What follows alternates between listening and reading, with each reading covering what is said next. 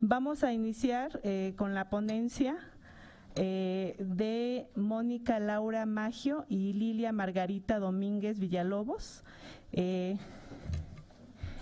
se titula ¿En qué tipo de ocupaciones están los mexicanos profesionistas en Estados Unidos? Es un estudio comparativo con una selección de países. Mónica Laura Vázquez, desde el 2014 es profesora asociada C de tiempo completo en la Facultad de Economía de la UNAM.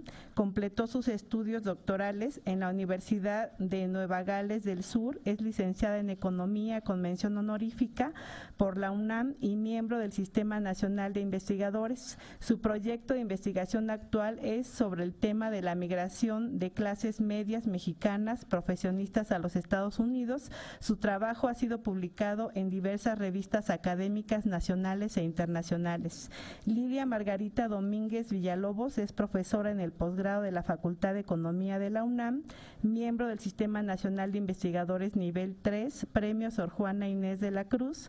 Realizó su maestría en Gran Bretaña y realizó estudios del doctorado en Estados Unidos. Es doctora en Ciencias Económicas por la UAM. Entre sus líneas de investigación están la organización industrial, innovación e industria y medio ambiente. En los últimos años sus líneas han estado ligadas a la socioeconomía con investigaciones de género y migración calificada. Tienen la palabra. Bueno, muy buenos días. Agradezco mucho a los organizadores de este evento por haberse tomado el tiempo por reunirnos en un evento que ha sido para mí muy fructífero y he aprendido mucho. Asimismo, pues los felicito porque me da creo que a todos nos queda claro que el evento ha fluido muy bien, entonces pues también eso es todo un logro, ¿no? Como dice el título de esta ponencia, ¿en qué tipo de ocupaciones están los mexicanos profesionistas en Estados Unidos? Es el nombre de esta ponencia. Sin embargo, nuestro proyecto se engloba, esta ponencia se engloba en un proyecto mucho más amplio que he estado trabajando con la profesora Lilia Domínguez.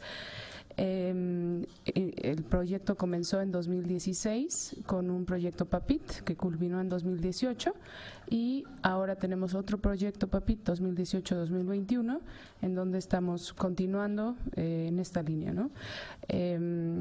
El proyecto total, la idea más grande del proyecto es hemos estado utilizando metodologías mixtas y de datos hemos usado la American Community Survey, ¿no? Para ver dónde están, según los datos oficiales de los Estados Unidos, quiénes son, dónde están, etcétera, los mexicanos calificados. Y también hicimos una encuesta nacional en Estados Unidos, donde recibimos 860 respuestas de la mayoría de los estados en los Estados Unidos, y hasta ahora hemos hecho 20 entrevistas en Los Ángeles, Chicago y Houston. Lo que voy a presentar hoy es solamente datos de, un trabajo con datos de la American Community Survey. No tocaré la parte de la encuesta ni de las entrevistas, pero les anticipo, esto es parte de un proyecto más amplio, ¿no?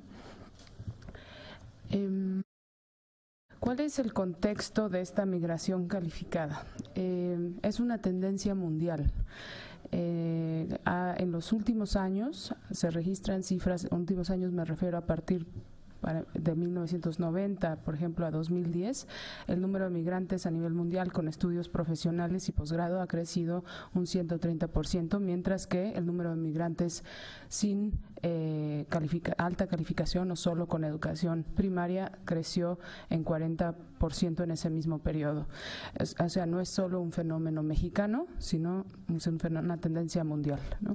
México ocupa el 6º lugar como país emisor de migrantes calificados a nivel mundial y tiene como principal destino los Estados Unidos, en donde ocupa el 4º lugar después de la India, Filipinas y China. Depende cómo uno lo mida esto, pero ahora abordaré un poco más este tema, ¿no?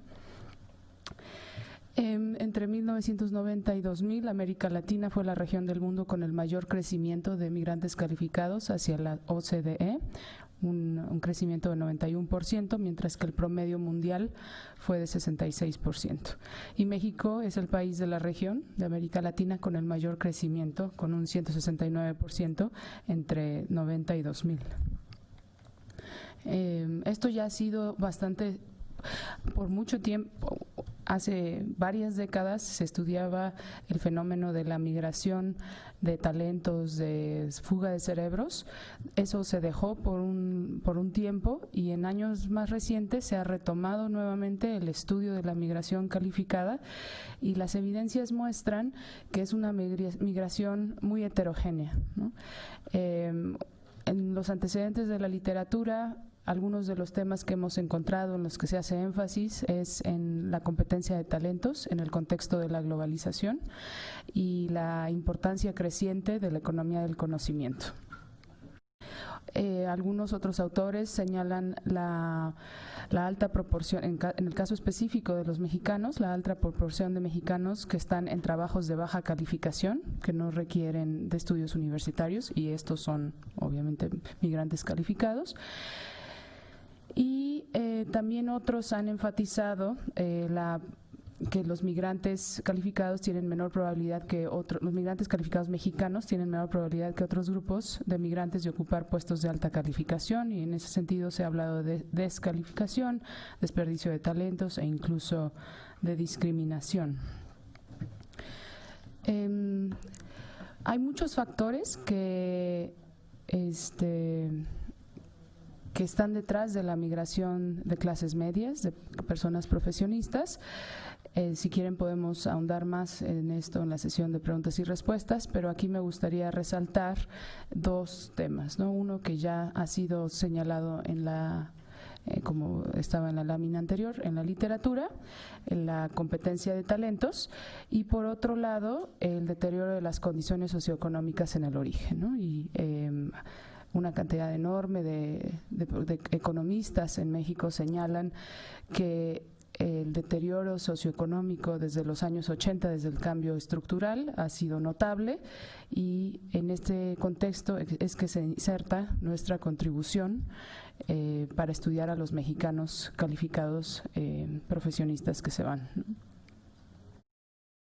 Ahora, les comentaba que no hay consenso de cómo definir la migración calificada.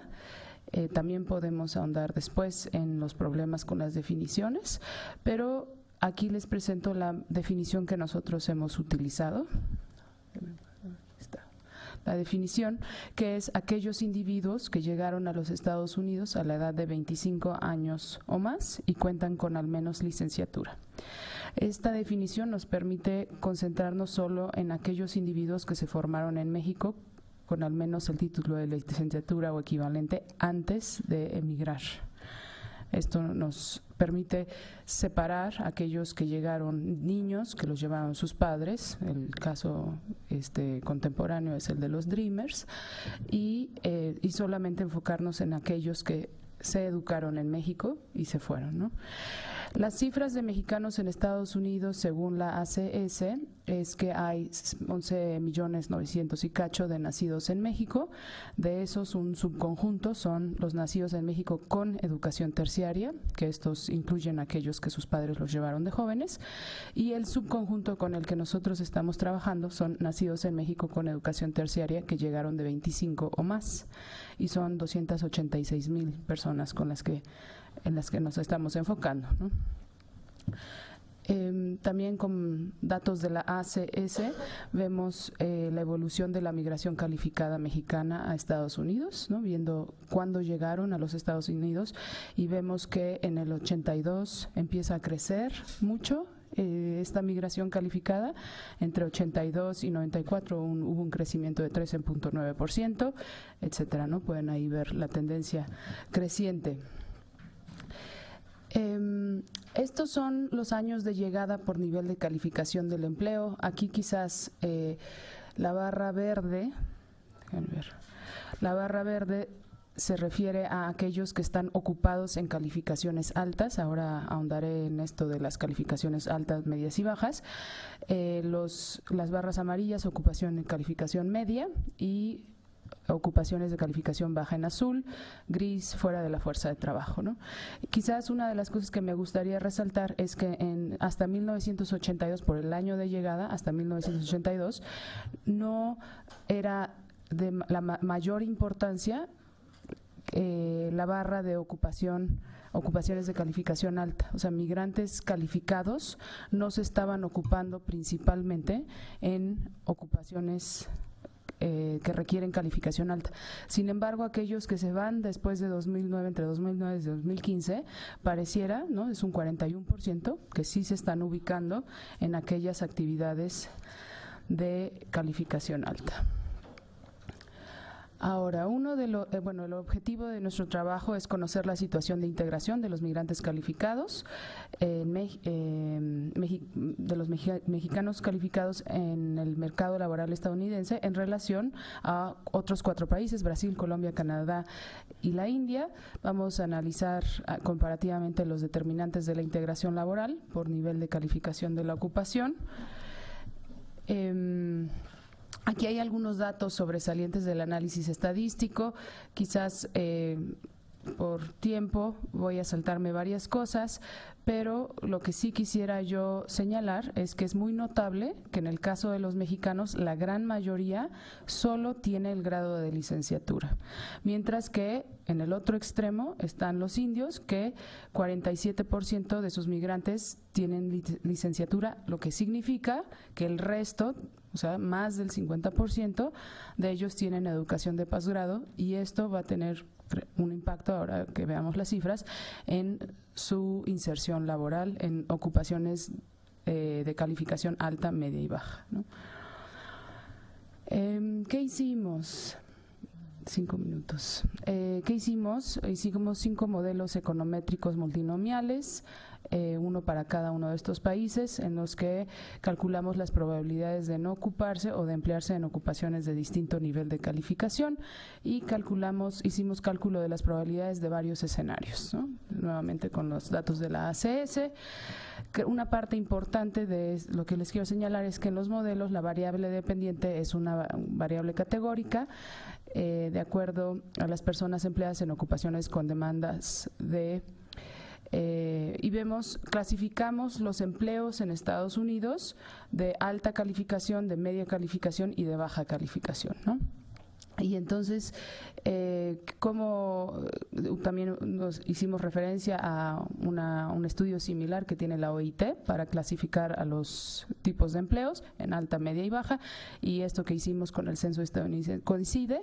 O sea, esta clasificación la hicimos para todas las actividades, para toda la población en los Estados Unidos. Agarramos cada una de las ocupaciones y vimos qué tanta gente emplean con educación terciaria, y si eran más del 70%, los denominábamos ocupaciones de calificación alta, y así, ¿no? Y otras variables explicativas contemplamos en los modelos: variables sociodemográficas, capital humano y características migratorias.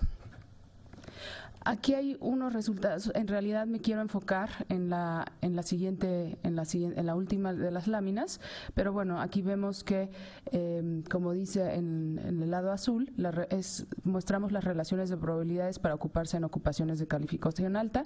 Si el coeficiente es mayor que 1, eleva la probabilidad de ocuparse en ocupaciones de calificación alta, y si es menor que 1, disminuye la probabilidad de estar en ocupaciones de calificación alta, ¿no? Y bueno, los asterísticos son para si son significativos o no.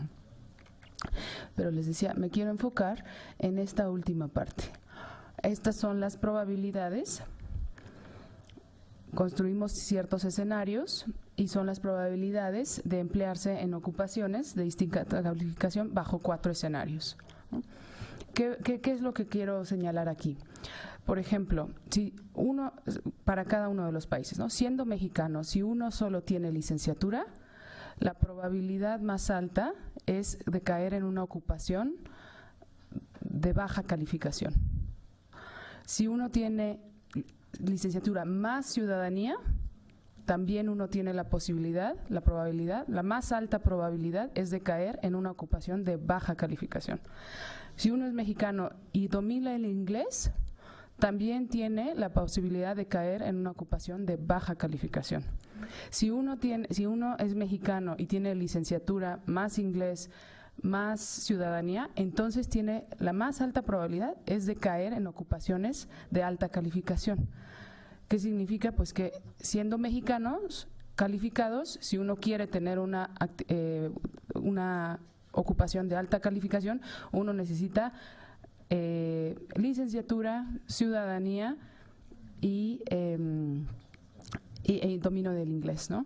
Después vemos, y así hacemos para licenciatura, maestría, profesional y doctorado, ¿no? Vemos que en el caso de doctorado, pues es el doctorado ya de por sí, ¿no? Es la única categoría para los mexicanos en que con tener el doctorado la probabilidad más alta es de caer en ocupación de calificación alta. Si uno tiene maestría, cae en baja si no tiene otras cosas. Si uno tiene grado profesional, si no tiene otras cosas, también cae en baja. Y así vemos que, bueno, los canadienses no es significativo hablar del inglés, pero ellos teniendo la licenciatura, obviamente es otro contexto y habría que verlo, pero quienes están insertándose muy bien son los indios. En ellos, con cualquiera de estas características, se insertan en calificaciones, en ocupaciones de calificación alta, excepto aquellos que solo tienen licenciatura. Y si comparamos con Brasil y Colombia, países latinoamericanos no angloparlantes, con una historia colonial no angloparlante, pues vemos que en ese caso los mexicanos son a los que peor nos va, ¿no? Son los que tenemos más probabilidades de caer en baja. Me queda un minuto. Bueno, pues estos datos, ¿no?, reflejan pues una situación bastante preocupante para el caso mexicano, y hay que analizarlo con más detalle. Quizás una de las conclusiones más fuertes a las que llegamos es que esto se explica quizás no tanto por discriminación como a lo mejor se ha señalado, sino porque la gran mayoría de los mexicanos tienen solo licenciatura, y hay que ver, comparado con el sistema educativo en los Estados Unidos, qué peso tiene el solo tener licenciatura, ¿no? Y bueno, aún peor en el caso cuando uno es migrante, que no le reconocen sus credenciales, pues qué tanto pesa un grado solo de licenciatura y además pues de México, ¿no? Bueno, eso sería todo. Gracias. Está presentado un trabajo que, bueno, nos plantea varios aspectos muy importantes que tienen que ver con la migración calificada. De entrada, es necesario todavía revisar el concepto de migración calificada y tomar en cuenta también hasta dónde pudiera estar esto relacionado también con situaciones de discriminación, que aunque al final dice, bueno, no es discriminación, pero bueno, yo sí señalaría que sería importante revisar este aspecto. Y bueno, también todo lo que tiene que ver con la situación jurídica o legal del mexicano en Estados Unidos y los aspectos que en este estudio nos está arrojando, ¿no?, el tener ciudadanía, el manejar el inglés y el nivel de licenciatura como puntos importantes para poder incorporarse a un mercado de trabajo diferente, ¿no?, al de la mayoría de los migrantes en Estados Unidos. Bueno, vamos a dar paso a la segunda ponencia que nos va a presentar Carla Pedersini y Arlet Covarrubias. Carla Pedersini es académica del Departamento de Economía de la Universidad Iberoamericana, es licenciada en Economía por la UAM Iztapalapa, doctora en Estudios de Población por el Colegio de México, ha publicado diversos artículos sobre migración México-Estados Unidos y migración centroamericana, fue presidenta de la Sociedad Mexicana de Demografía desde agosto del 2017 y es miembro del Consejo Consultivo Ciudadano para la Política de Población. Jessica Villegas es maestra en Políticas Públicas por la Universidad Iberoamericana y licenciada en Administración del Instituto Tecnológico de Toluca. Su tesis de maestría se enfocó al análisis de clúster a nivel municipal por sector industrial y ha colaborado con el Poder Legislativo del Estado de México. Ha sido responsable de investigación y también ha impartido clases en materia económico-administrativa a nivel preparatoria, y nos van a presentar un trabajo sobre migración e inserción laboral en la industria de la construcción en México, con especial atención a la migración indígena en la zona metropolitana. Muchas gracias. Pues muchas gracias quiero agradecer a Luciana y a todos los que organizaron este congreso, a Fernando, por habernos aceptado esta participación. Yo he trabajado mucho más sobre migración internacional, entonces ahora estoy presentando este trabajo que se basa más en la migración interna y que intenta hacer un vínculo entre lo que pasa en el mercado laboral o cómo se dan las relaciones laborales dentro del sector de la construcción en México con la migración, ¿no? Y de dónde vienen. Entonces, básicamente, en este trabajo, bueno, sabemos que la industria de la construcción es una de las industrias más procíclicas que hay, sube y baja mucho dependiendo de qué está pasando en la economía, pero en los últimos años ha representado aproximadamente el 8% del PIB en México, en los últimos 5 años. Y a nivel mundial se sabe que la industria de la construcción es una industria que absorbe muchísima mano de obra no calificada. Pero esto está cambiando un poco, está cambiando por cómo se están dando las relaciones laborales ahora y porque hay un proceso de subcontratación que también ya está muy documentado en la literatura. Nosotros en este trabajo, que es un proyecto más amplio que nos está financiando CONACYT, lo que queremos es ver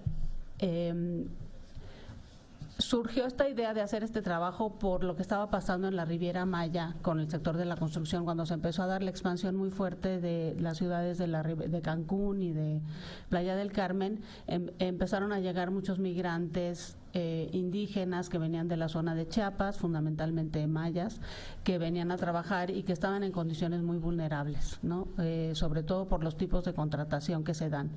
Entonces nosotros lo que planteamos en este proyecto, por otro lado, hay, bueno, toda una literatura que es sobre todo un trabajo de Carmen Bueno, que ya es un poco viejito, que es de 1994, que documenta la participación indígena en la industria de la construcción en la Ciudad de México. Entonces lo que quisimos es ver cómo se siguen dando estas relaciones, ¿no? Y cómo la migración indígena sigue siendo importante para la industria de la construcción y qué papel juega, ¿no?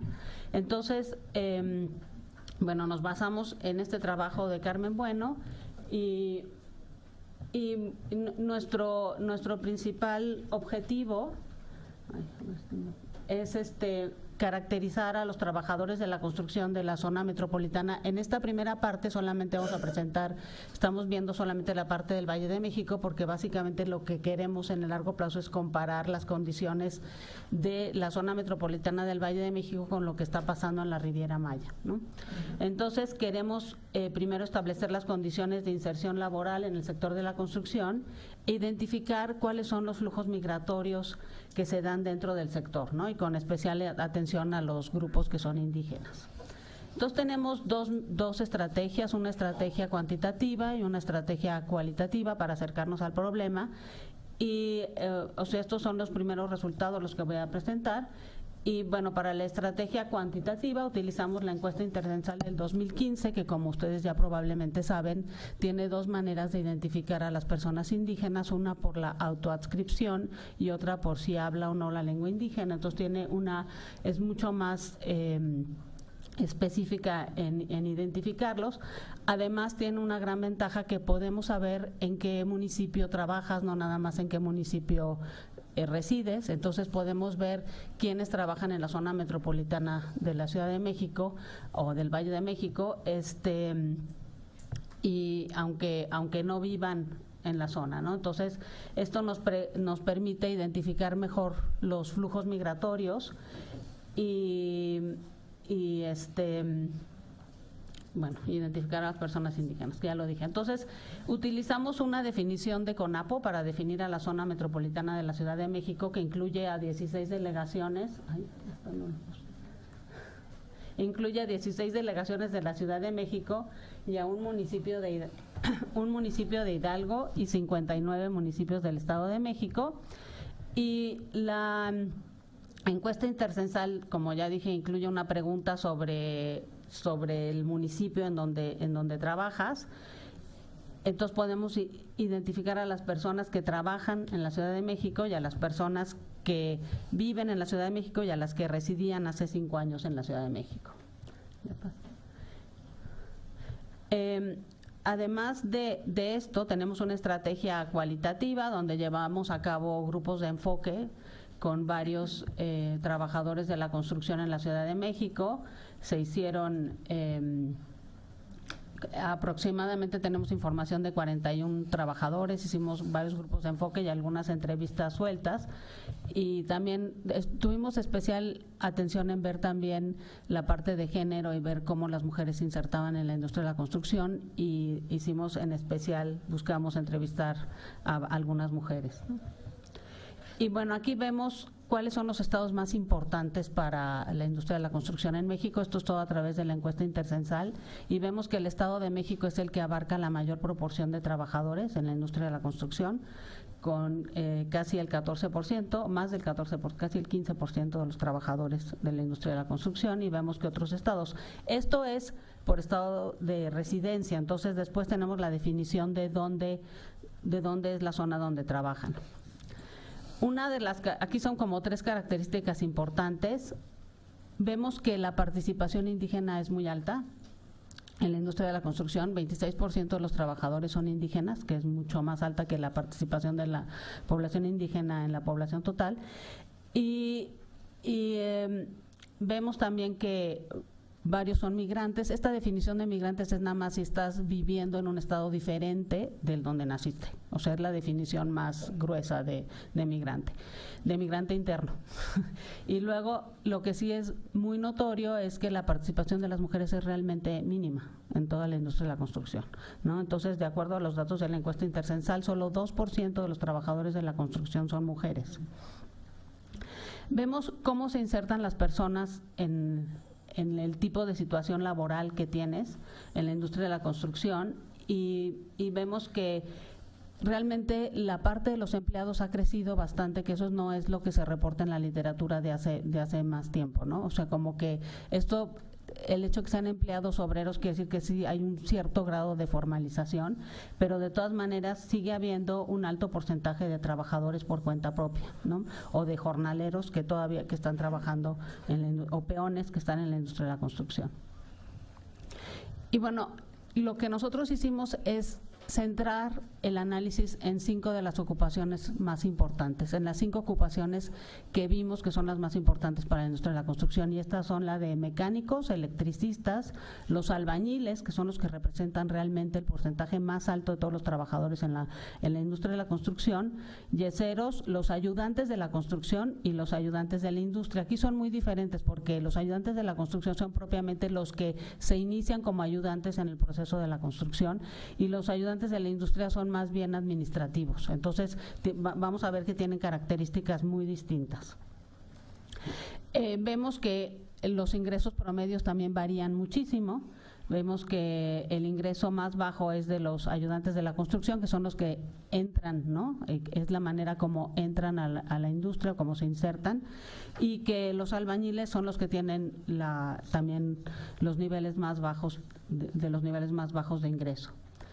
En esta parte lo que vemos es cuánto ocupa la zona metropolitana del Valle de México del total de los trabajadores de la construcción a nivel nacional, y vemos que el 16% de los trabajadores de la construcción trabajan en la zona metropolitana del Valle de México, y de ellos más o menos en el total nacional, como dije antes, es como el 26% que son indígenas. En el Valle de México el porcentaje es un poco más bajo, es de solamente el 20.4%.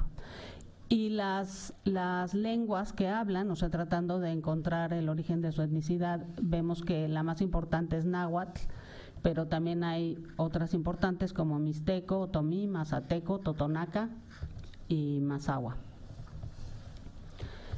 Aquí vemos un poquito de dónde vienen los trabajadores indígenas que están en la Ciudad de México. Entonces vemos los estados, el de Yucatán no está ahí, pero los demás podemos ver cuáles son los estados que son más importantes. Entonces sí vemos que los trabajadores, es la migración indígena, o sea, de qué estados vienen. Entonces sí vemos que pues están bastante distribuidos en diversos estados, ¿no? Aquí tratamos de ver cómo son los años de escolaridad de los trabajadores de la construcción. Y lo que podemos ver y comparar lo que pasa en la zona metropolitana del Valle de México con lo que pasa a nivel nacional. Entonces, lo que vemos es que en general en la Ciudad de México el nivel de escolaridad es más alto. Por lo tanto, esperaríamos que los ingresos fueran más altos. Pero lo que observamos con los ingresos medios mensuales, promedio mensual, es que tenemos ingresos más bajos en la zona metropolitana del Valle de México, que es justamente una cosa que no hubiéramos esperado. También aquí vemos cuáles son las prestaciones que tienen dependiendo de la ocupación en la que están insertos cada uno de los trabajadores de la industria de la construcción, y vemos que los mecánicos y los electricistas son los que tienen las mejores condiciones de contratación con mayor prestación, mientras que los albañiles y los ayudantes de la construcción tienen muy pocas prestaciones. Estimamos dos modelos. Estimamos varios, pero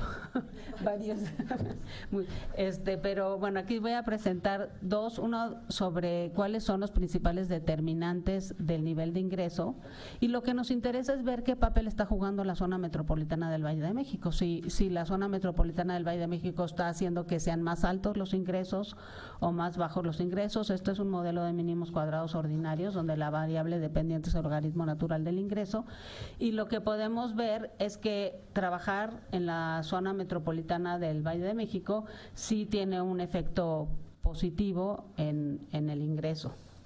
Y vemos claramente que ser mujer realmente castiga el ingreso, y que ser indígena es una de las variables que más impacto negativo tienen sobre el ingreso. También me estoy yendo muy rápido porque ya sé que tengo muy poquito tiempo, pero estimamos otro modelo sobre los determinantes del número de prestaciones. Este es un modelo de Probit ordenado, que lo que podemos ver es que es curioso que las mujeres, en cuanto a las prestaciones, sí tienen un impacto positivo en lugar. Entonces, las mujeres sí buscan el tipo de ocupaciones dentro de la construcción que tienen mayores prestaciones. Bueno, voy a hablar rapidísimo del levantamiento cualitativo, porque también tenemos hallazgos muy interesantes ahí. Hay una amplia gama de oficios que se dan dentro del sector de la construcción, y bueno, lo que podemos ver es que realmente el salario depende del lugar que se ocupa en la jerarquía. Hay una jerarquía muy bien establecida y por la cual se tienen que pasar por muchos pasos para llegar. Esto sigue funcionando de alguna manera, aunque se ha modernizado mucho el sector. Y aquí lo que podemos ver es cómo el papel de los maestros, como es muy importante dentro del sector de la construcción, son los responsables de la calidad del trabajo, son los responsables del trato directo con los ingenieros y los arquitectos, controlan el pago que se le da a los obreros. Ellos deciden, dependiendo de la calidad del trabajo de los obreros, quiénes deben de ganar más, quiénes deben de ganar menos, y deben, además de conocer su oficio, tienen que ser como líderes, ¿no?, para poder manejar y poder manejar tanto la relación con los arquitectos como la relación con los otros trabajadores. Y bueno, están los segunderos, los oficiales, y dentro de los ayudantes lo que es muy importante es que en las entrevistas que hicimos siempre, los trabajadores de la construcción referían que para empezar siempre tienes que ser ayudante, o sea, todos tenemos que ser ayudantes, y eso es uno de las cosas que hacen que las mujeres tengan poca probabilidad de trabajar en el sector de la construcción, porque ser ayudante se necesita mucha fuerza física, necesitas que cargar, y generalmente las mujeres no se ven como que podrían hacer eso.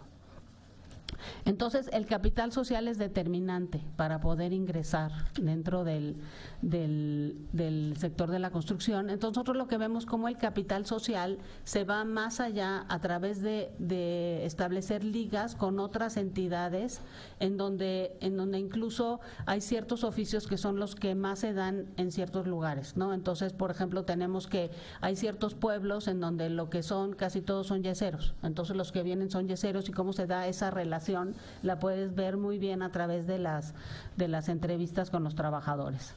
Y también vemos que ya se me acabó el tiempo, que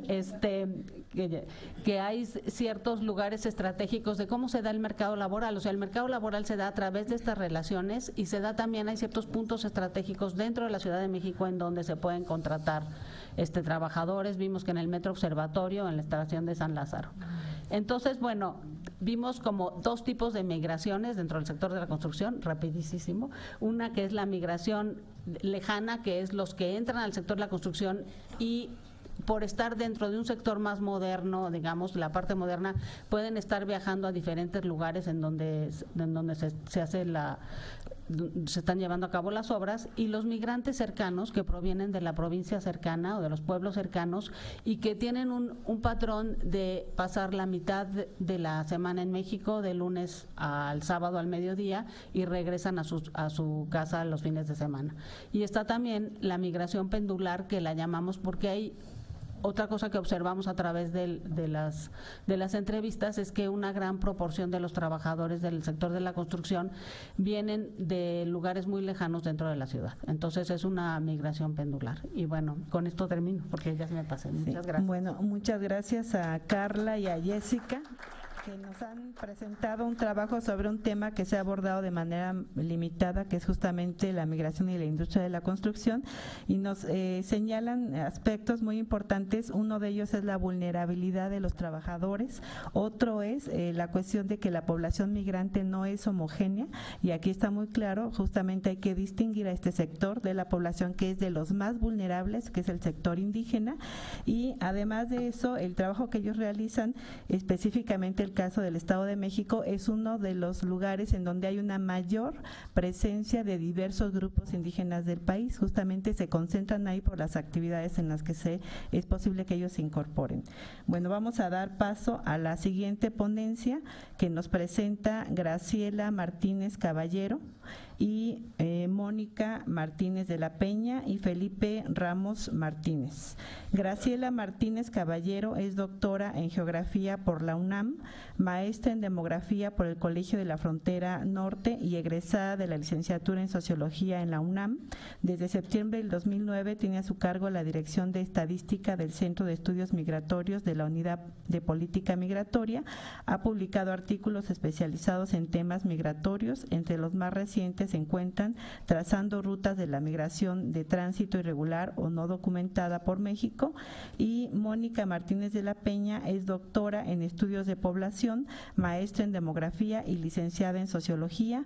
Cuenta con 12 años de experiencia en el servicio público, colaboró en el área de estadística del Instituto Nacional de las Mujeres, en la Comisión de Derechos Humanos del Distrito Federal, dirigió primero el Centro de Investigación Aplicada y posteriormente la coordinación del servicio profesional.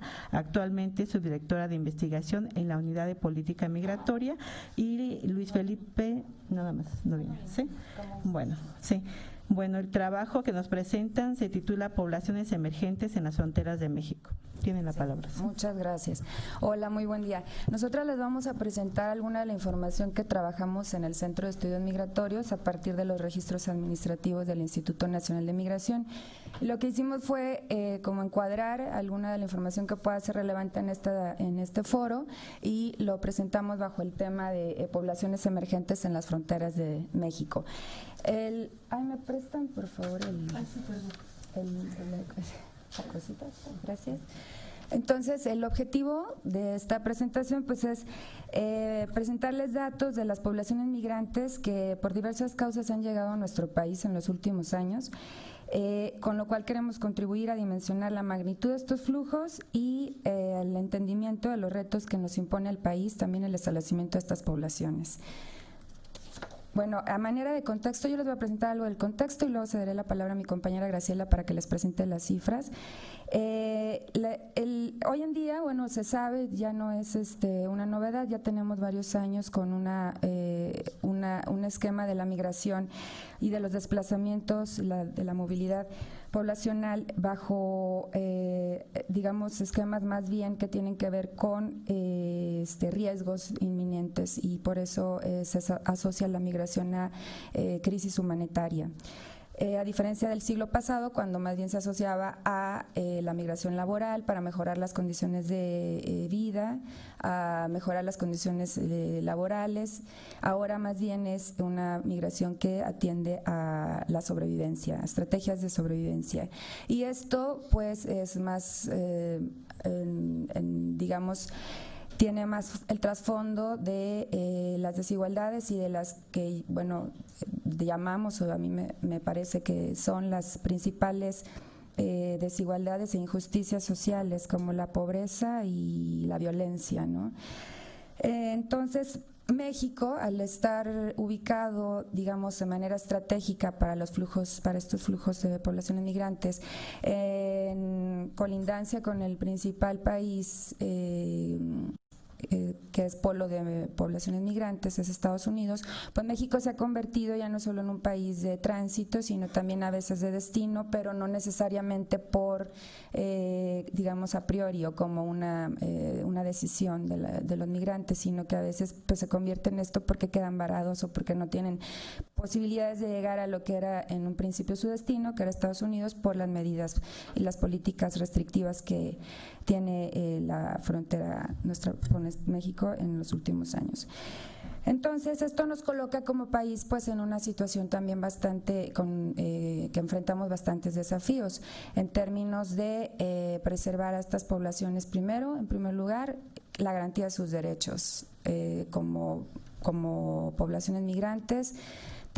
México ha ratificado, cuenta con un amplio marco de protección de estándares internacionales, nuestra propia Constitución, tenemos una ley, digamos, una ley de migración. Hemos avanzado en materia legislativa, sin embargo, en la práctica esto muchas veces se queda trunco, ¿no? Es el puente entre todo esto, pues es el gran problema para preservar la garantía de los derechos, que es en mi punto de vista, título personal, y creo que todos podemos coincidir con eso, es lo más importante de salvaguardar, independientemente de que sean poblaciones que vengan en tránsito, que vengan a instalarse, que quedaron varadas, ¿no? Eso creo que es el mayor reto que como país enfrentamos, y no solo México, sino todos los países que están involucrados en estas migraciones que llamamos por alguna manera necesarias, ¿no? A diferencia de las forzosas, que son por desastres naturales, que también aquí están incluidas en nuestra presentación. Digamos que hablamos de migración necesaria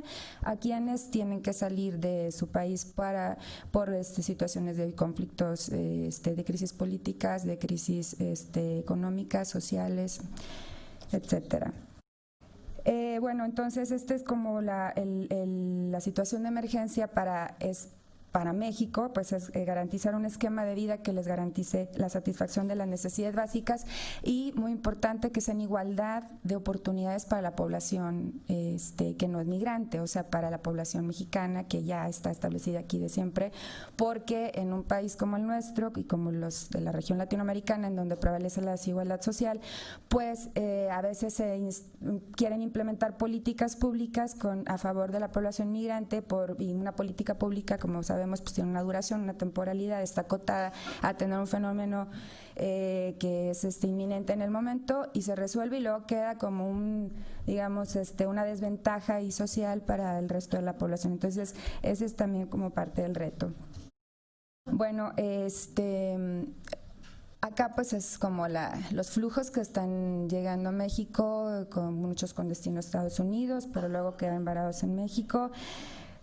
Son poblaciones que no solamente vienen de la región centroamericana, como también ya tienen una tendencia de hace algunos años por la cercanía, por lo digamos, la facilidad que puede representar la pequeña, en términos geográficos, la pequeña frontera entre México y Guatemala, lo que puede representar un costo más bajo para estos flujos de población centroamericana, pues ya no solamente estamos viendo eso, sino que ya llegan también de otros continentes, y eso pues nos mete más presión, ¿no? También como, digamos, en términos de lo que acabo de decir, ¿no? Presión de garantizar todas estas condiciones. Y bueno, algunas preguntas como para guiar esta información que les presentamos, y también para como aclarar por qué consideramos que son poblaciones emergentes. Pues porque no están registradas en el lugar de residencia, en su lugar donde se encuentran residiendo temporalmente, y también porque no tienen una duración preestablecida de tiempo para estar en el país. Muchas veces están en espera de un trámite migratorio, otras veces simplemente no tuvieron oportunidad y no tienen una planeación, o sea, a veces no tienen una opción de vida, simplemente se quedan acá, y eso lo vimos sobre todo en las fronteras de México. En la frontera norte hay mucha población haitiana que se quedó, y de todos lados, ¿no?, que se han quedado sin oportunidades de llegar a Estados Unidos, entonces, por lo que ya todos sabemos. Entonces, ese es como, se han estado haciendo algunas, digamos, pues estrategias en la industria del norte del país para incorporar, pero bueno, hay muchas opciones que todavía nos faltan. En este concepto pues incluimos a las poblaciones que emigran por necesidad y incluyendo la población que lo ha hecho por desastres naturales. Bueno, algunas preguntas así digamos, muy generales y muy básicas para agregar la información, pues son cuáles son las condiciones de emergencia que enfrentan estas poblaciones antes de emigrar. Y bueno, pues de entrada creo que la más grave, la más dolosa, la más es la sobrevivencia, ¿no? Muchas veces ya no es solo para mejorar como era antes, no es para sobrevivir. Eso lo vemos en la población joven, mucha población joven que aquí se ve amenazada ante las pandillas del Centroamérica, ¿no? Y también, claro, la falta de acceso a los bienes y servicios que garanticen las condiciones de vida mínimas u óptimas para una vida digna, es digamos que las principales, ¿no? Y luego tenemos población que se queda como en tránsito. Bueno, otra de las preguntas, ¿cuáles son las amenazas en los lugares de origen? Pues digo, ya lo sabemos: la pobreza, la desigualdad, la violencia, las crisis, los conflictos políticos, sociales y crisis económicas, y diversas coyunturas como han sido también las catástrofes naturales, que también han devastado a países como Haití, y es una situación que a lo largo de los años se ha visto reflejada en estos flujos que han llegado a México. Y bueno, los retos pues ya los hablábamos un poco. De entrada, pues creo que los retos que impone el establecimiento de estas poblaciones pues es garantizarles condiciones de vida, agilizar trámites, es decir, ir haciendo planes no solo de corto plazo y medidas paliativas, sino ya tenemos que ver un esquema regional entre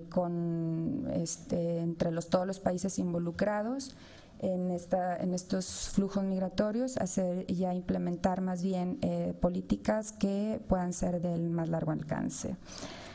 Bueno, a continuación vamos a ver algunas tendencias de los flujos de estas poblaciones, para lo cual le cedo la palabra a mi compañera Graciela. Buenos días a todos. Vamos a ver esta parte de las tendencias de los flujos muy rápido, y sobre todo pensando en que cuando nosotros hablamos de la frontera norte y la frontera sur de nuestro país, y estas poblaciones emergentes básicamente están constituidas por esos flujos, como ya decía Mónica, que están en tránsito a Estados Unidos y que se quedan varados, sobre todo en la frontera norte, pero en la frontera sur, que es el punto de entrada a México, y digamos que son conflictos o necesidades emergentes que se presentan en ambas fronteras, y las necesidades de atención tienen que ser diferenciadas por la misma naturaleza de estos flujos. Mónica hablaba al principio del tema de las crisis humanitarias, y muchas de estas crisis son estructurales y son crisis que se vienen dando y formando a lo largo de los años, que es difícil en algún momento atender para México, y que a final de cuentas México recibe ya el final de esta crisis, donde se detona la salida de las poblaciones, y ustedes van a ver a lo largo de los datos que les voy a presentar, que no siempre es la misma población la que en un año tiene esa mayor dimensión en cuanto a la detección que se realiza a través del Instituto Nacional de Migración.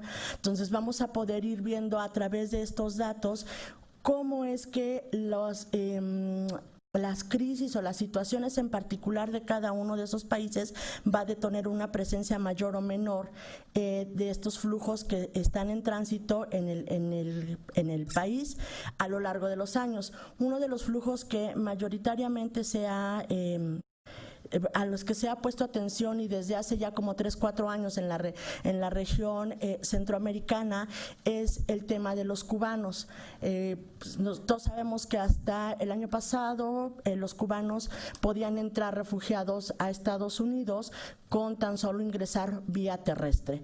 Política que fue cambiada, y entonces en ese sentido los cubanos a veces tenían flujos de entrada muy marcados a lo largo de los años en el país, pero en otros se mantenían con perfiles muy bajos porque no entraban o transitaban por todo el territorio mexicano, sino llegaban vía aérea y era en la frontera norte donde se detectaban porque era finalmente el último paso para acceder a estas cuestiones de refugio. En el caso de los cubanos, el año 2015 que detonó un poco esa crisis a partir de ya no vamos a poder ingresar a Estados Unidos, fue que se dio un mayor incremento de estos cubanos que empezaron a ingresar por la frontera sur de México, y que era donde mayormente se los detectaba el instituto. Sin embargo, para estos cubanos, como ustedes sabrán, hay un memorándum de entendimiento a través de donde se establecen los criterios tanto del gobierno cubano como del gobierno mexicano, quienes podían ser devueltos a Cuba bajo este esquema, y muchos de ellos ni siquiera digamos, tenían ese salvoconducto para regresar a Cuba porque el gobierno decía no quiero que me los regreses, entonces no se podían tener ya en una estación migratoria, y les daban algo que le conocían como oficio de salida para que transitaran libremente por el territorio mexicano. Entonces, digamos que hubo un periodo ahí en el que estos cubanos se detonaron y que básicamente está marcado en el año 2015. Que lo mismo pasó con los haitianos, que fue el caso más reciente que tuvimos en 2016, y aquí la cuestión con Haití es una cuestión de crisis que ya viene estructurada desde el terremoto de 2010, donde Haití no ha logrado desde ese año realmente recuperar su economía y recuperar las condiciones de vida para los haitianos, y estas poblaciones han continuado saliendo de Haití. Sin embargo, ¿por qué fue 2016 donde se detonó? Porque 2016, digamos, hubo otra cuestión estructural que se viene generando desde Brasil, donde la mayoría de estos cubanos que nos llegaron a México eran refugiados en Brasil. Entonces se les acabaron las condiciones de vida o de expectativas de vida en Brasil después de que se acaban los Juegos Olímpicos, y deciden moverse desde Brasil hasta Estados Unidos y detonan la crisis, o el embudo se detona en México. Pero con estos haitianos hay una situación muy particular y que tiene que ver mucho con los esquemas donde se van moviendo o cómo se van moviendo a través de los polleros, etcétera. Ya ellos sabían que si se declaraban africanos no los podían regresar a su país de origen por un tema de protección internacional. Entonces, vemos en 2016 que se detona este crecimiento de los haitianos. Lo mismo pasa con la migración africana. Si ustedes van viendo, a partir de 2011, el flujo de nacionales de África y Asia va creciendo, y prácticamente en Asia tenemos la mayoría que son indios, que ha sido el flujo mayoritario desde hace ya varias décadas, y en el caso de África son los eritreos y los de Camerún. Entonces van ahí moviéndose estas nacionalidades que nunca regresan a su lugar de origen por un tema de protección. Y quizás una de las cosas más notadas en los últimos años tiene que ver con los solicitantes de refugio por causas de violencia en sus países y por causas de políticas, como le ha pasado recientemente a los venezolanos. Y el tema que se ha detonado en la discusión internacional, y sobre todo para México a través de las ONGs, es el tema de la protección, ¿no?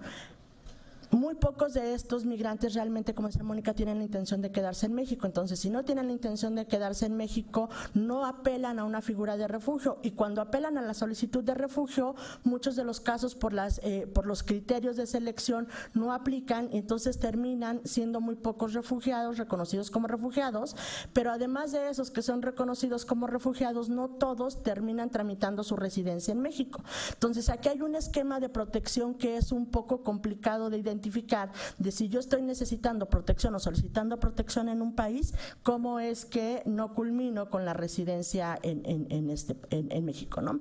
Entonces, es parte de las cosas. Ya nada más rápido les voy a pasar estas láminas con la crisis de los niños y adolescentes, que pasa lo mismo. O sea, son crisis que se detonaron al final de las crisis generadas en esos países, y en lo cual pues México ya no tiene como ese esquema de protección, a lo cual necesita un esquema de atención regional donde la colaboración de los países de origen atiendan sus causas estructurales, pero también hay causas que deben de ser establecidas en convenios regionales, sobre todo para el tema de protección para estos grupos que están en situación de vulnerabilidad. Rápido, yo lo dejo hasta ahí. Bueno, muchas gracias a Mónica y a Graciela, que bueno, nos han también aportado aspectos muy importantes, como son las estrategias de los migrantes en los lugares que en este caso pueden ser de tránsito, la situación de desigualdad social de venir de un país en crisis para pasar a un país donde también hay una situación de carencias importantes, de pobreza, de violencia, y además de eso la competencia que se puede dar o conflictos entre la población originaria y migrante, y esta situación que se presenta para la falta de opciones para esta población migrante, que pues muchas veces lleva a que la población se establezca en un país que inicialmente era un país de tránsito, y además de eso los retos que se presentan para el Estado ante la presencia de esta población, ¿sí? Bueno, vamos a dar paso a preguntas a los ponentes. A ver, de este lado, Fernando. Muchas gracias. Fernando Lozano, profesor e investigador de la UNAM y del comité organizador del coloquio. Pues encantado con la mesa. Es impresionante cómo las ponencias reflejan la situación del país, es decir, el país como un país de emisor de población, como un país de tránsito y de inmigrantes, y es muy, muy refrescante poder ver en estas discusiones una ponencia sobre migración interna, ¿no? Y tratar un poco de reflexionar en torno al tema que nos trae en el coloquio, discutir cuestiones de xenofobia, discriminación, violencia. Voy a referirme así rápidamente a algunos de los puntos de las presentaciones. En el caso de la ponencia de Laura, es decir, todas las investigaciones coinciden en que siempre los mexicanos son los que están en el punto más bajo de la estructura ocupacional de ingresos. O sea, ¿por qué? ¿No? Ahí lo tendríamos que pensar, elaborar, ahí, bueno, y hay un poco de buscar alguna reacción tuya, buscar en términos de esa discriminación histórica hacia los mexicanos, esa inserción histórica desfavorable, precaria, ¿no? Que no solo incluye a los mexicanos nacidos en México, sino a los descendientes, ¿no? Es decir, ¿qué está pasando allí, no? ¿Por qué siempre son esencialmente los mexicanos en una relación totalmente desfavorable? Y también habría que ver, Laura, el tema de la desigualdad dentro de los mexicanos. Si bien en términos promedio, ¿no?, hablamos de esa condición desfavorable, también hay profundas desigualdades, y también hay un sector, no me gusta llamarlo así privilegiado, pero sí un sector de mexicanos trabajadores que están en el top también, ¿no? Pero también en condiciones en donde la escala de inserción laboral es muy profundamente desigual, ¿no? En el caso de la presentación de nuestras colegas de Carla y Jessica, les digo, como decía, no agradezco así siempre la discusión sobre migración interna, y ahí desde la perspectiva de los temas que nos atañen en el coloquio, ¿en qué sentido este asunto de la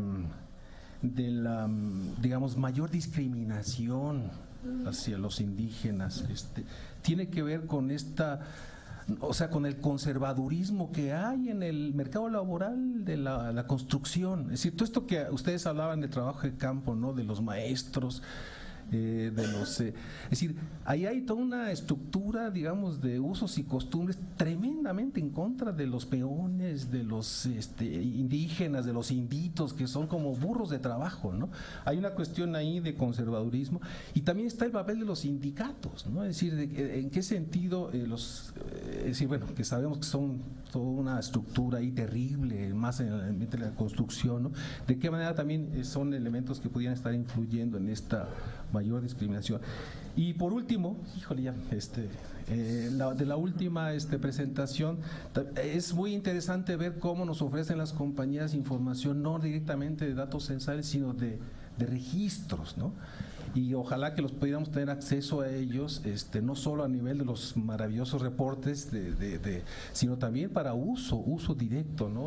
Que me parece que es fundamental, sobre todo para entender las dinámicas de estas poblaciones más de coyuntura, ¿no? Venezolanos, cubanos, africanos, haitianos, etcétera. Gracias. Buenos días, soy Ariadna Esteves del Centro de Investigaciones sobre América del Norte, de aquí de la UNAM. Y mi pregunta es para las colegas de Gobernación, de CEGOP. Algunas preguntas muy concretas sobre esta población que ustedes ven. ¿Dónde es que están viviendo ahora? Porque antes, sabía que estaban a las orillas del río, vivían en condiciones así como muy deplorables y los echaron de ahí, ¿no? Y entonces se fueron a algunos albergues, y algunos albergues han cerrado. Entonces no sé si ustedes saben dónde están ubicados ahora, si también hay nuevos albergues o cómo se les atiende, en qué condiciones viven, ¿no? Porque yo estuve ahí el año pasado y las condiciones eran deprimentes y había enfermedades, había muchos bebés ya naciendo como mexicanos que tampoco estaban ni registrados, nada. O sea, ¿cuáles son las condiciones en las que vive esta población? Algunos haitianos han decidido quedarse. ¿Qué estatus es el que tienen? ¿Qué estatus migratorio? Decían ustedes que cambia año con año esta población emergente, ¿no? Que de pronto hay cubanos, luego hay los haitianos. ¿Qué es lo que pasa con ellos? O sea, ¿se van? ¿A dónde se van? ¿Se quedan dentro del territorio? ¿Migran a otros estados? ¿Qué es lo que pasa con aquellos que ya de alguna forma no están ahí en Tijuana, lograron entrar a Estados Unidos? Vaya que si hay un seguimiento de qué es lo que pasa con estas poblaciones, o también si hay un índice de mortalidad alto, ¿no? Por las condiciones en las que viven, o si no hay como un registro, etcétera. Gracias. Hola, buenos días. Mi nombre es Rafael Flores. Yo hice hace unos meses un trabajo para un organismo internacional y la dificultad que nos encontramos fue que no existen datos sobre la inserción laboral de migrantes de otros países en México, y después de la ponencia que escuché sobre del estudio de migrantes en México en la industria de la construcción, me llama la atención si hay también algún interés sobre la inserción laboral o dónde están ubicados todos estos migrantes que viven en México. También alguna dificultad que existía era si hay una armonización entre las secretarías como CONAPO, la Secretaría del Trabajo, Seguridad Social, para que, si hay algún plan o si hay algún interés de que exista esta armonización en el futuro, y para que ya México tenga, por ejemplo, un estudio como existe en otros países de América Latina sobre los migrantes que viven en México. Me sumo a las felicitaciones por los trabajos, y lo que me da gusto es que en todas las mesas hemos escuchado cosas distintas y nuevas, ¿no? Nueva información, así que nos vamos cargados de muchas cosas. Sigo con el comentario de Fernando hacia Laura, obviamente porque es un interés en el que venimos trabajando, y pensando en… Lo que me pareció interesante es que controlar por nivel educativo. O sea, tú lo pones en el modelo y dices, bueno, pero fíjense que los licenciaturas, a todos les pasa más o menos lo mismo, y la argumentación es una que también hemos dado en nuestros trabajos, que en realidad los mexicanos son los menos calificados dentro de los calificados. Pero cuando nosotros controlamos por nivel educativo y vemos qué nivel de desperdicio o de no correspondencia con su ocupación, en realidad en todos los niveles están peor que el resto, ¿no? Entonces, es una parte de la explicación el modelo, y me parece interesantísimo porque al menos yo no había visto esta mirada, pero si controlamos, igual siguen estando peor, aún de doctorado, ¿no? Entonces, explica una parte el proceso, que es la composición, pero hay otra que sigue siendo esto un poco, ¿qué es? ¿No? Es discriminación, es el sistema educativo. Una vez, recibimos una crítica casi demoledora de Bernardo Bolaños a eso, a precisamente este punto, a un trabajo que hicimos con Fernando, pero es muy difícil explicarlo, ¿no? O sea, con los datos, entonces un poco para seguir en esa discusión. Y también pregunta para Graciela y Mónica, no me quedó claro, y no sé si porque no escuché bien, ¿qué tipo de registro administrativo es el que están tomando? ¿Es de frontera sur o es de aprehensión? O sea, ahí me perdí un poquito, a ver si nos pueden decir. Y la otra, que es un más de corte informativo general, y es que a mí últimamente me está costando mucho encontrar esta estadística en internet, sus boletines y eso. No sé si es porque estoy perdida en la página o si nos ayudan eso, porque me cuesta un poquito. Antes era más fácil como seguir la serie, no sé si es un problema personal. Y lo último, una pregunta puntual para Carla y Jessica, es, ustedes mostraron que el bajo peso de las mujeres, pero me parece que lo hicieron a nivel agregado. ¿Hay diferencia entre indígena y no indígena? Igual es muy bajito, ¿no? Y la segunda es técnica, con el respeto hacia la economista, no sé si no escuché, si Jessica también. ¿Y no será que eso también afecta el modelo, que son tan poquititas para no sé? Sí. ¿Hay una pregunta por allá atrás? Sí. Creo que para cualquier persona que está en el panel, ¿qué clase de encuestas, registros o cuestionarios y sobre qué temas aplica la Secretaría de Gobernación a las poblaciones, ya no diría solo emergentes, sino a las demás que estamos en el país, a las poblaciones migrantes, como las diásporas, por ejemplo, y dónde se encuentran? Pero yo tengo una opinión que tengo que vertirla. Si la denominación de oficio de salida como tal, que usted acaba de explicar, que dice que es para transitar en la República, es una, no sé cómo se dice en gramática, pero es una alusión graciosa de salga de aquí, es un oficio de como de expulsión. Lo sabemos todos los que somos de fuera. Eso es como un síntoma de que a veces no se usan los términos adecuados. Cuando alguien tiene un oficio de salida, busca entre su comunidad cómo hacerle para quedarse, o cómo sacar dinero para salir dignamente y regresar dignamente, porque es una expulsión, ¿cómo se dice? Simulada. Pero, por ejemplo, si yo me voy al tema preciso de lo que es la atención a las comunidades extranjeras, está en el primer piso de Homero, es la atención general. Es un cuarto de 8x4 que se atiende de 9 a 1 de la tarde. Si usted entra allí y espera el término de espera que promedio se requiere, que es como de hora y media, para preguntar, por ejemplo, la última vez que yo fui, hace como mes y medio, quería recoger un folleto que antes se entregaba a todos los que somos emigrados, que ya tenemos residencia permanente, un folleto que decía derechos, que me sirvió mucho durante algunas épocas para explicarle a alguien, sí soy residente, sí es igual que cualquier mexicano, nada más que no soy nacional. Solo para hacer esa pregunta tenía que sacar un ticket. A mí me tocó el 111, estaban en el 30, el ambiente era irrespirable.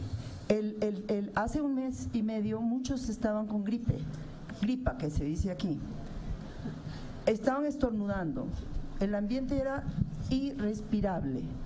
Eso lo veo desde hace años. Entonces, ¿qué se llama eso? ¿Violencia? No. ¿Desatención? Puede ser. ¿Invisibilización? Puede ser. Los escritorios y todo ese edificio, que son 7 pisos, no recuerdo cuántos pisos son allí en Homero, son fantásticos. Es más, deberíamos tener se lo digo ya como extranjera, deberíamos tener en el primer piso la atención para los extranjeros norteados o lo que quiera que se llame, como yo, que quise nada más una copia de un folleto. Entonces la burocracia en la Secretaría de Gobernación toda la vida ha sido el coco de los extranjeros. Somos 1 millón de extranjeros. ¿Cómo se llama eso? Entonces mi pregunta es… Muchos más. Menos. Bueno, pues a donde me quede. Pero sí, digo, somos como siempre, somos los registrados. Sí. Y los demás, quién sabe. Sí, bueno, Cecilia. Hola, buenos días, yo soy Carla Fernández. Quisiera saber 2 cosas. ¿Cómo ha sido el avance de la población haitiana en la frontera norte, específicamente en Mexicali y Tijuana, después de ya haber sido regularizada su estancia migratoria, gracias al trabajo de SEGOV, de Secretaría de Relaciones Exteriores, de el INAMI y también de la Embajada haitiana aquí en México y de pues todas las instancias en Baja California? O sea, ¿cómo ha sido el avance de la población haitiana ya regularizados? No sé, ya están trabajando. ¿Cuál ha sido pues, las facilidades que han tenido? ¿Y qué pasó con toda esa población haitiana que no pudo regularizar su proceso? Gracias.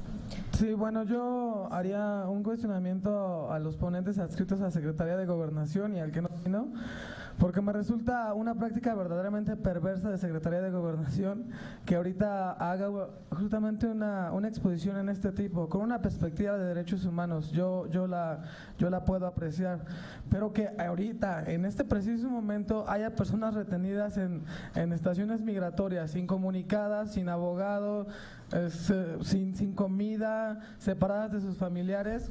Y digo, es también lo que hemos comentado, cómo esta política de unidad de política migratoria, que ahorita le hizo misión y objetivo, que justamente va acorde al artículo 1 de la Ley de Migración y conforme a los estándares internacionales, etcétera, etcétera, dista mucho de la realidad.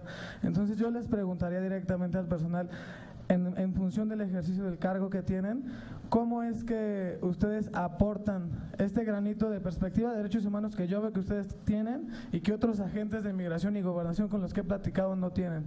O sea, que desde su mesa dicen, oye, aquí tenemos un problema, política migratoria, te envío un oficio, haz lo que debes de hacer conforme a la Constitución, conforme a la ley, conforme a los tratados. Nada más.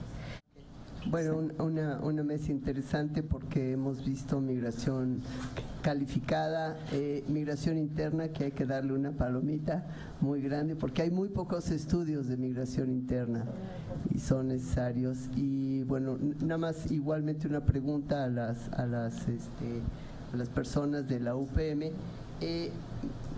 Me gustaría que abundaran más, por favor, en cómo se están dando los refugios, el estatuto de refugiado, porque ahí la percepción es que el gobierno mexicano no está destinando suficiente presupuesto, y si esto es oneroso o no lo sé, si es oneroso para el gobierno o no, pero la impresión es que se dan muy pocos refugios. Pero comentaron también que parte de esta población emergente y fluctuante no terminan el trámite, se cansan, lo abandonan.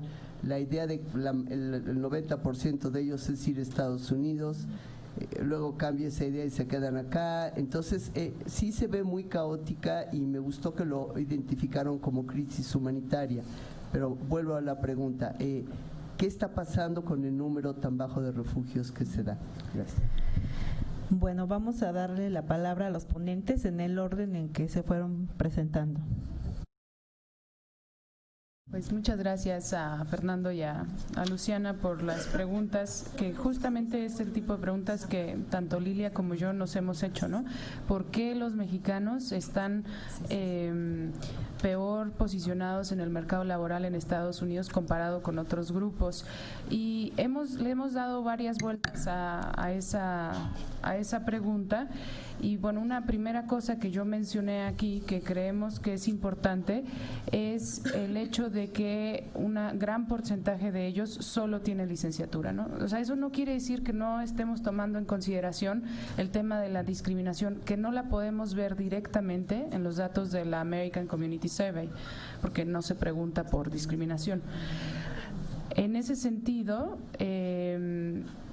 pues un primer punto que nosotros identificamos es claramente comparado con otros grupos, comparado por ejemplo con los colombianos o con los brasileños, pues a ellos les va mejor porque tienen más capital humano, ¿no? Pero no solo el capital humano lo explica. Ahora, también nos preguntamos, o sea, una de las cuestiones que le hemos estado dando la vuelta es que quizás, o sea, en modo de hipótesis, porque no lo hemos comprobado, es que quizás por los lazos cercanos, históricos, la frontera, menor distancia, etcétera, con familiares, conocidos en Estados Unidos, los mexicanos tienen un poco de mayor propensión al riesgo a irse con menos formas de capital, excepto el capital social que estoy refiriéndome, pues porque si me va mal y tengo con quién llegar, ¿no? Y si me va mal, pues quizás podría regresar más fácilmente, o sea, quizás por ahí le hemos estado tratando de dar la vuelta. Ahora, pues en ese sentido las metodologías mixtas son muy enriquecedoras y es parte de lo que hemos estado haciendo. Y pues algunas de las entrevistas que hemos hecho un poco responden a esto, ¿no? O sea, personas que nosotros entrevistamos en Chicago y en Los Ángeles que se fueron con su licenciatura y pues realmente no era un viaje así sumamente planeado y no hablaban sumamente bien inglés y no sabían muy bien cómo era el mercado en Estados Unidos y se fueron porque tenían familiares allá, ¿no? Y entonces quizás esa podría ser una posible respuesta antes de anticiparnos rápidamente a decir esto es discriminación, que seguramente la hay y bueno, nos las dicen, ¿no? Algunos nos las dicen más que otros, hay discriminación por supuesto, pero también ¿por qué se están yendo, comparado con otros países, tantos con solo licenciatura, cuando hay otros países latinoamericanos en condiciones socioeconómicas más o menos similares y que se están yendo solo aquellos que tienen maestrías y doctorados, ¿no? ¿Por qué tanto los mexicanos con nada más la licenciatura?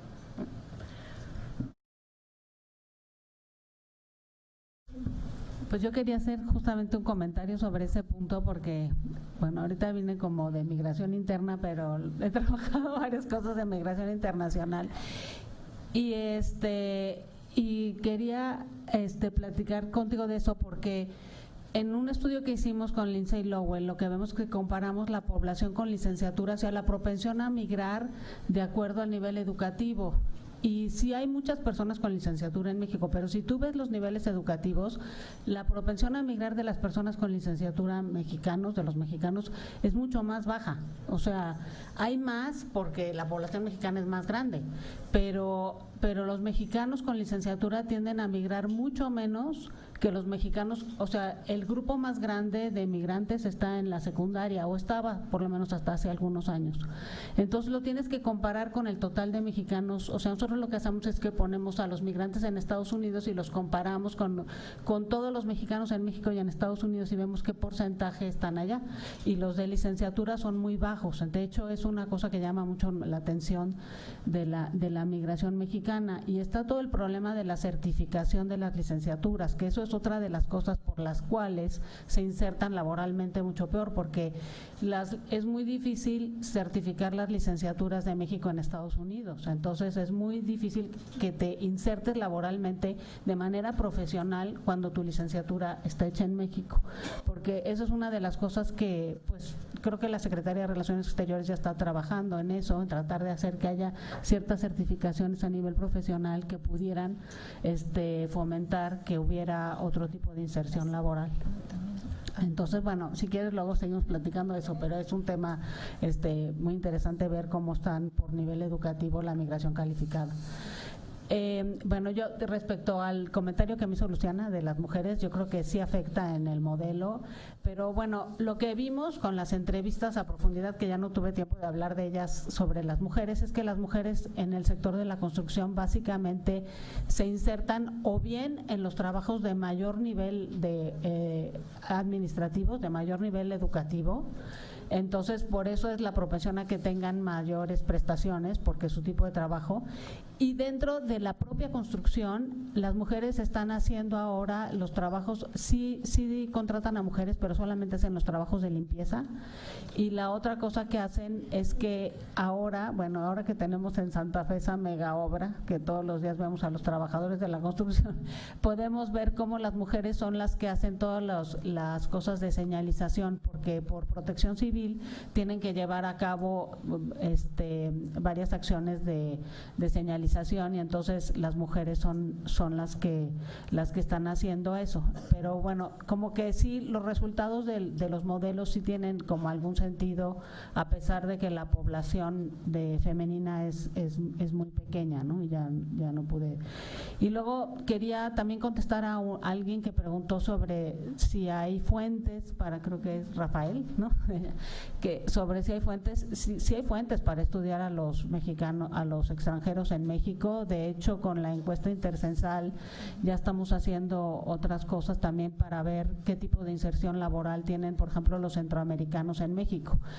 Lo que pasa es que hay como una diferencia entre cuál es la población de tránsito, y la que captan las encuestas y captan los censos es la población que de alguna manera está un poquito más residente en México, entonces que tienen más tiempo de estar aquí y se ubican como residentes. Obviamente ellos son los que se insertarían laboralmente, los que están de tránsito tampoco se insertarían laboralmente, pero sí hay maneras de estudiar a través de la encuesta intercensal, por ejemplo, o lo de los censos, cómo se está dando la inserción laboral de los extranjeros en México. Bueno, muchas gracias. Bueno, pues no, agradezco sus inquietudes porque porque históricamente en México el tema de los extranjeros o residentes o que pasan ha sido muy poco abordado hasta recientes décadas, hace 2 décadas que esto empezó a adquirir como cierta relevancia, y eso me lleva a los datos. Todo lo que presentamos, toda la estadística está pública en la página web de la Unidad de Política Migratoria, entonces ahí la pueden accesar. Y aquí había que hacer una aclaración que una cuestión tiene que ver con el ámbito de competencia de la Unidad de Política Migratoria. Aunque la Unidad de Política Migratoria y el Instituto Nacional de Migración pertenecen a la Secretaría de Gobernación, tienen ámbitos de competencia diferenciados. La Unidad de Política Migratoria se encarga de la coordinación y diseño de la política y el Instituto de operar la política. Entonces, en ese sentido es que el tema de atención sí es diferenciado y, digamos, las competencias son totalmente distintas. Nosotros no estamos en atención directa al extranjero, que es una de las cosas que un poco puede ayudar a aclarar todas estas preguntas que en algún momento salieron. Entonces, la estadística la vas a encontrar en la página de la Unidad de Política Migratoria, ya no en la página del Instituto, y ahí está pública. El tema de los haitianos, con los haitianos hubo múltiples salidas, una desde aquellos haitianos que se regresaron a Brasil, donde ya tenían refugio, que fue la mayoría de ellos, otros que se quedaron en México esperando que Estados Unidos les diera ingreso para solicitar el refugio, en tanto en México adquirieron una condición migratoria de visitantes por razones humanitarias, que eso les permite estar hasta 1 año en tanto se resuelve la situación, y muchos otros de ellos, alrededor de 2.500 más o menos, optaron por la regularización para ser residentes permanentes en México. Este grueso de los que se optaron por la residencia temporal en México se han estado insertando en los convenios, en las fábricas, sobre todo en la frontera norte, a través de los convenios de colaboración que se ha dado con distintas empresas. Pero hay una parte que nosotros ya no podemos hacer, que es el seguimiento de estas personas como extranjeros, una porque no tenemos competencia y dos porque no están obligados a regresar a informar como todo el estatus de si se movieron en algún de un albergue a una casa. De datos, sobre todo por protección de datos. No es fácil acceder a esas estadísticas. Entonces, digamos que hay una parte que se sabe que se ha estado atendiendo a esta población y se ha estado insertando, pero hay otra que tiene que ver más con la cuestión sociodemográfica, como la mortalidad y el nacimiento de los hijos de estos haitianos, que ya no es una competencia, digamos, directamente de nosotros, y que en todo caso, por normatividad, estos hijos de haitianos nacidos en territorio nacional automáticamente son mexicanos. Aquí entra la otra parte, que es la decisión propia de la persona de registrar a su hijo o no como mexicano, ¿no? Entonces ahí es una parte como muy administrativa, muy normativa, pero también está la otra parte de las decisiones de los propios extranjeros que nosotros ya no podemos incidir en ello, ¿no? Entonces, digamos que hasta ahí se ha quedado esta parte del tema de los haitianos. Con el tema de la inserción laboral de los migrantes en México, muchos de ellos llegan a México con intención de trabajar y así lo declaran al Instituto Nacional de Migración. Entonces se les otorga un permiso de trabajo, aunque difícilmente, en la mayoría de los casos, el extranjero dice en qué va a trabajar. Y muchos de ellos se declaran como trabajadores independientes bajo las credenciales educativas que presentan. Entonces, ahí también depende de la condición o el motivo de estancia declarado por el extranjero para ingresar al territorio nacional. Muchos de ellos llegan y después de adquirida la residencia adquieren un empleo. En el caso de los residentes temporales, ellos tienen que ir a solicitar esa constancia de empleo. Sin embargo, como ya lo mencionaban hace un rato, por cuestiones burocráticas muchos de ellos deciden no hacerlo. Entonces, como sucede igual con los mexicanos en Estados Unidos, en otros países, van y se insertan en empleos donde no les están requiriendo la constancia de migración o su tarjeta migratoria, entonces ya no dan el visto o el anuncio al Instituto Nacional de Migración. Entonces es muy complicado en una población que tiene la decisión de acceder o no a solicitar un permiso, tener un registro y darle un seguimiento. Y eso me lleva a una cuestión con los tipos de registro. Para esta presentación utilizamos básicamente la estadística de tránsito, porque es donde más se han detonado, se han visto esta presencia de poblaciones emergentes, pero también la de refugiados, que ya tiene una intención de residencia más formal en la mayoría de los casos, ¿no? ¿Cuál es la diferencia con la encuesta intercensal y con los censos de población? En México no somos 1 millón de extranjeros. Lo que reflejan estos datos del INEGI es el país de nacimiento. Y ese dato, más del 50% del millón que se registró en la encuesta intercensal son hijos de mexicanos nacidos en Estados Unidos. Dado que solamente se hace la identificación del país de nacimiento, pues resultará que tuviéramos muchos extranjeros en México. El último cálculo que tenemos nosotros es alrededor de 350,000 extranjeros con residencia legal, más unos 12,000 que están en situación irregular, es decir, que no tienen su permiso de migración, pero la mayoría de ellos tienen de esos datos de INEGI son hijos de mexicanos, técnicamente no son extranjeros en este país. Entonces esa es la otra parte que tenemos que diferenciar cuando hablamos de extranjeros en este país, y los datos que nosotros presentamos están a partir de el artículo 30 constitucional, que establece quién es nacional y quién no es nacional en México, y todo aquel que no tiene la nacionalidad mexicana para nosotros es un extranjero al que se le tiene que estar dando la atención una vez que que se presenta al Instituto Nacional de Migración, y efectivamente, o sea, el tema de la atención es un tema que no ha sido fácil para los extranjeros en este país,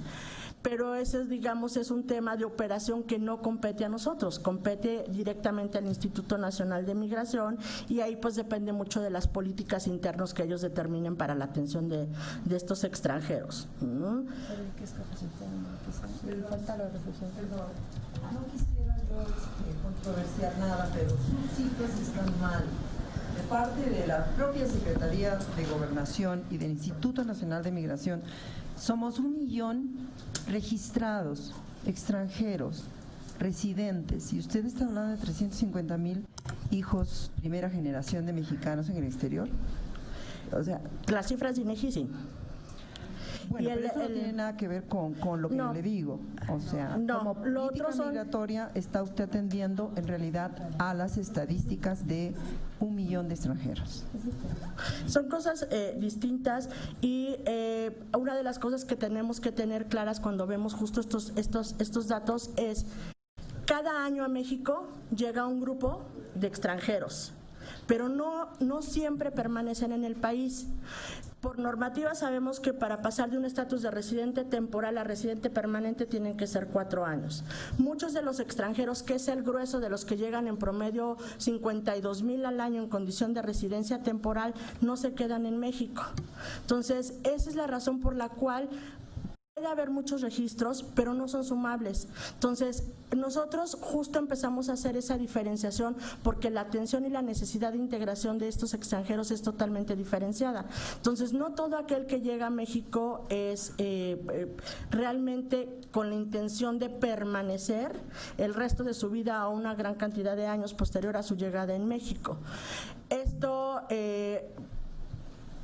sabemos que México no es ese país de atracción de migrantes, no realmente no tenemos esa fortuna o visión de Estados Unidos de ser un país lleno de oportunidades. Entonces, en ese sentido es que tenemos que ir discriminando el tipo de información a la cual accedemos, ¿no? Y eso nos lleva justo a la parte de tránsito que finalmente estos extranjeros que van hacia destino a Estados Unidos, que muchos al final del camino desisten de llegar a Estados Unidos y buscar su residencia en México, y otros deciden buscar la parte del refugio, es población, como ya decían, que obtiene o que ve a México como una segunda opción, pero no es el grueso. Entonces tenemos que empezar como a discriminar esa parte de los datos. Es muy difícil tratar de entenderlo cuando estamos invadidos de cifras por todos lados, pero sí hay una diferenciación ahí entre estas cuestiones. Y aparte, bueno, de los registros administrativos, lo que se hace específicamente para los centroamericanos, guatemaltecos, hondureños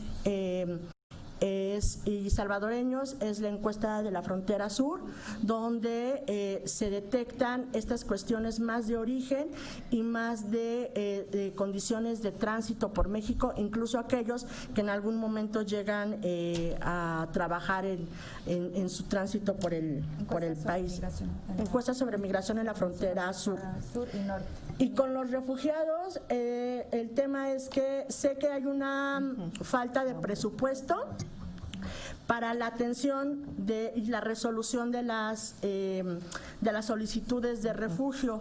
Estas solicitudes de refugio necesitan gente especializada, psicólogos, abogados, porque no es tan fácil tratar los temas y las crisis y las dimensiones psicológicas con las que vienen los extranjeros. Entonces, no hay suficiente personal, y ya están atendiendo junto con OIM y ACNUR una parte presupuestal que les ayude a tener el personal calificado para que puedan ir resolviendo y atendiendo un mayor número de solicitudes. Bueno, yo nada más quiero hacer un último comentario de que, bueno, este es un tipo de migrantes internacionales, pero hay que tomar en cuenta también que en México hay canadienses, hay alemanes, hay franceses, hay norteamericanos, ¿no? Entonces son otros tipos de migraciones, ¿no? Pero también tienen un peso importante. Con esto cerramos los trabajos de la mesa 7, vamos a tener un receso y a las 11:30 iniciamos la mesa 8, violencia, xenofobia y racismo. Muchas gracias por acompañarnos y también muchas gracias a los ponentes.